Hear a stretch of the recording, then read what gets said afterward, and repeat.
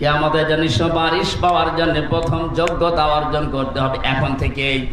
বাকি যতদিন বেঁচে আছি এমন জীবন তৈরি করব যে জীবনের উপর আমার আল্লাহ রাজি আছে। কথা বোঝা গেছে? রাদিয়াল্লাহু কাওলা। দ্বিতীয় নাম্বার তো আরো কঠিন। আল্লাহ পাক বলেন যার কথা শুনতে আমি আল্লাহ রাজি থাকবো। তার মানে আপনার প্র্যাকটিক্যাল লাইফে এমন কোন কথা বলা যাবে না যে কথার উপরে আল্লাহ নারাজ হয়ে যায়। মিথ্যা কথা বললে আল্লাহ রাজি হয় না নারাজ হয়? আরো জোরে। তাহলে দুনিয়াতে যতদিন বেঁচে আছি যাই করি দুনিয়া একদিকে হয়ে গেল আমি মিথ্যা বলবো না। এটা শুধু সামিয়ানার নিচে বলুন।